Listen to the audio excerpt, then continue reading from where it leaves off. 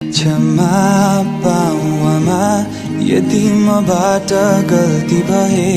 तिम्रो मायाको आभार म आजसम्म बाँचिरहे